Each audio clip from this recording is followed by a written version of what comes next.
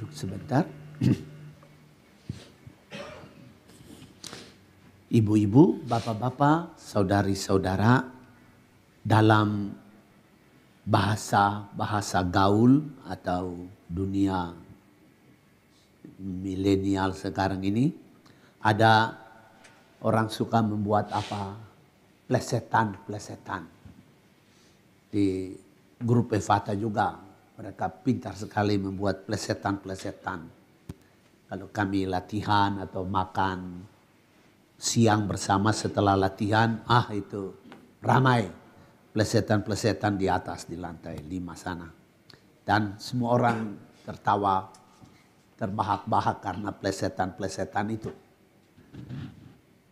Plesetan kita semua tahu artinya ya. Jadi berarti yang aslinya itu diubah atau maknanya, nilainya diubah sehingga ya jauhlah dari yang asli. Nah, umpamanya kita kasih satu contoh,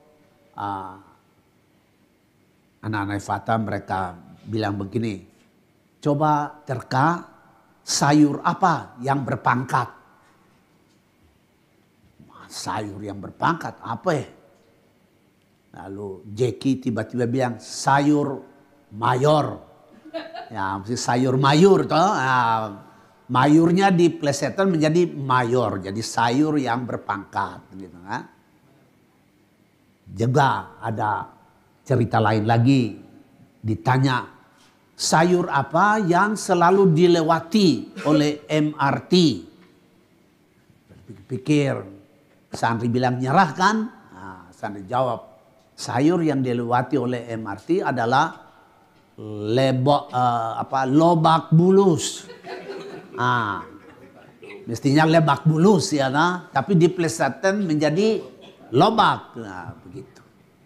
Nah, ibu bapak, hari ini kita dengar tentang pengakuan murid-murid tentang Mesias. Yesus adalah Mesias menurut pengakuan Petrus atas nama murid-muridnya. Mesias itu berarti orang yang diurapi secara resmi dan diutus dari Allah ya, jadi bukan dari dunia ini, tapi diutus resmi dari Allah untuk mengurus perkara-perkara Allah di bumi ini. Nah, salah satu perkara Allah yang harus diurus oleh Mesias adalah melayani umatnya, menggembalakan umatnya, mengurus umatnya sampai harus menderita, terluka. Mesias adalah pelayan yang terluka. Mesias adalah gembala yang terluka. Mesias adalah pengurus sampai mati-matian yang menyerahkan nyawanya untuk orang-orang yang diurus.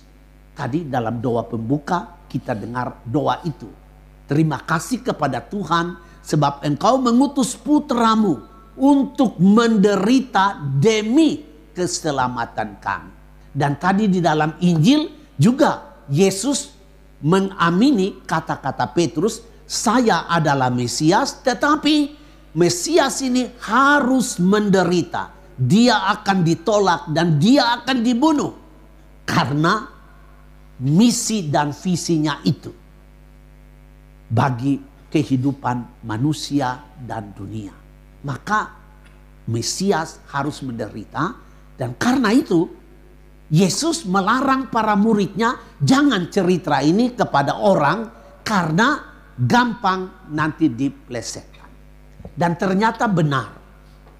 Istilah Mesias, konsep Mesias terhadap Yesus memang diplesetkan. Diplesetan pertama oleh orang-orang Farisi.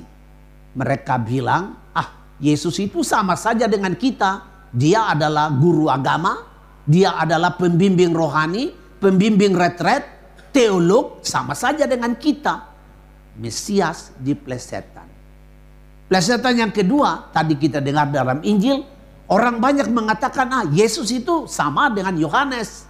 Karena cara memimpin Yesus mengarahkan orang supaya kembali kepada jalan yang lurus. Itu dibuat oleh Yohanes. Plesetan yang berikut lagi adalah Yesus itu sama dengan Elia. Elia datang untuk menenangkan atau menyejukkan hati yang gersang.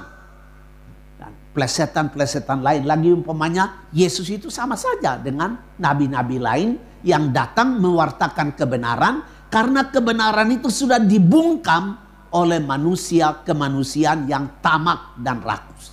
Jadi Yesus sebagai Mesias diplesetan. Tetapi Mesias yang sebenarnya adalah Mesias yang datang dari Allah, membawa Allah kepada manusia. Nah, ini adalah kepedulian ilahi, dan membawa manusia kepada Allah. Itu Mesias yang sebenar.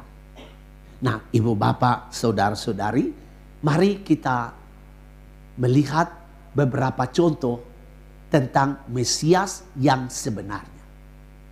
Pertama, Mesias itu harus adalah orang yang peduli.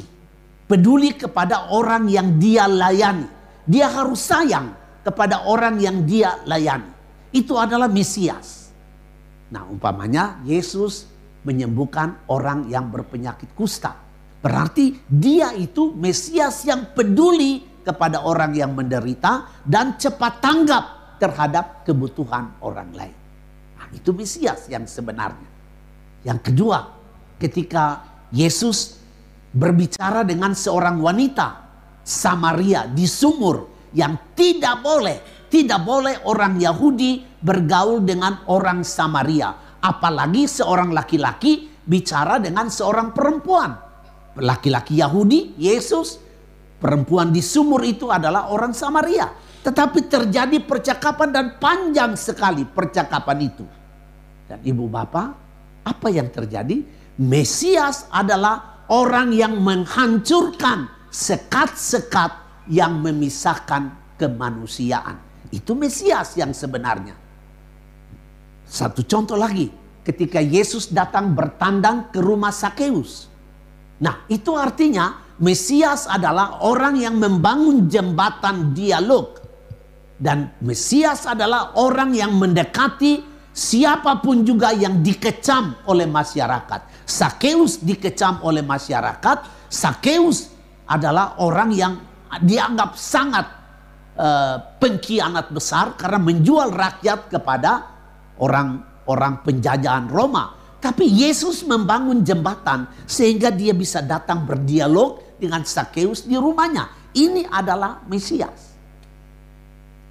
Contoh yang jelas lagi, bagaimana seorang Mesias tunduk dan membasuh kaki-kaki kotor dari murid-muridnya. Itu adalah Mesias. Dia menunjukkan teladan. Dan akhirnya dia mati di kayu salib karena dia setia, konsekuen kepada visi dan misinya. Korbankan nyawa pun tidak masalah. Yang penting visi dan misinya itu membawa Allah kepada manusia dan membawa manusia kepada Allah harus terlaksana. Saya tutup permenungan ini, ibu-ibu, bapak-bapak, saudara-saudari. Kita menjadi orang Katolik berarti kita menjadi orang-orang yang mengenal Yesus. Menjadi Katolik itu bukan sesuatu yang terlalu sulit. Walaupun ya kadang-kadang sulit juga karena kalau mesti dari orang dewasa ya harus belajar 1 tahun, yaitu kadang-kadang orang yang sudah matang, dewasa bilang, aduh 1 tahun lama juga ya. Ya timbang-timbang, lama-lama juga dia mundur juga ya. Tetapi sebenarnya jadi Katolik itu sangat mudah. Apa mudahnya? Hanya kita dituntut untuk mengenal Yesus.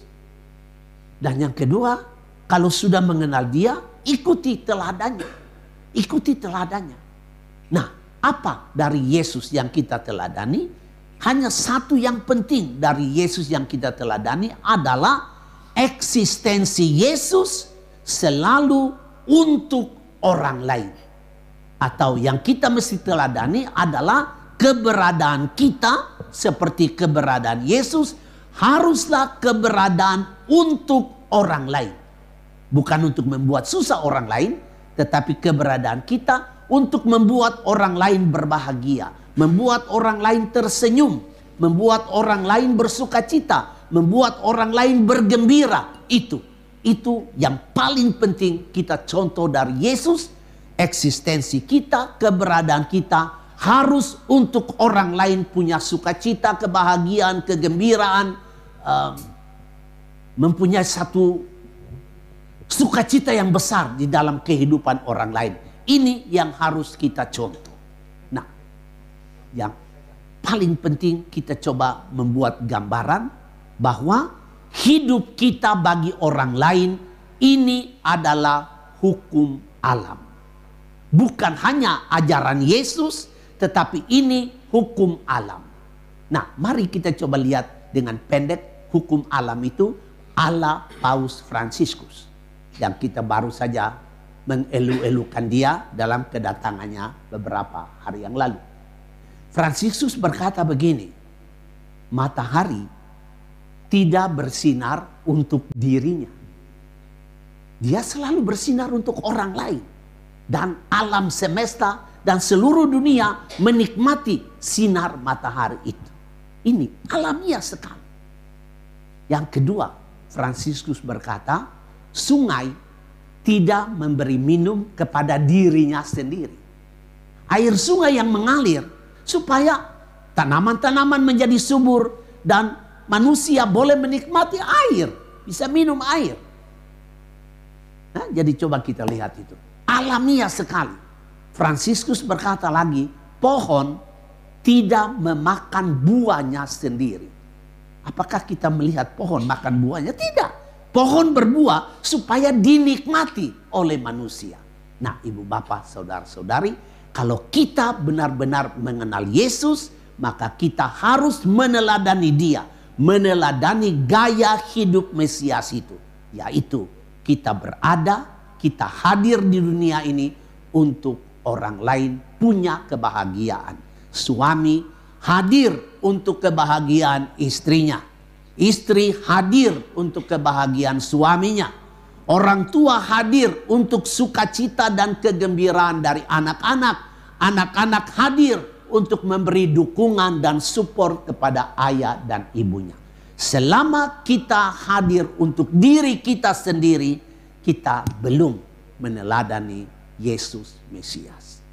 Mari kita mohon dalam misa kudus ini supaya kita dituntun oleh hikmat dan kebijaksanaan Roh Kudus agar kita menghayati kehadiran kita di bumi ini, di mana saja kita berada. Saya hadir untuk sukacita dan kegembiraan orang lain. Amin.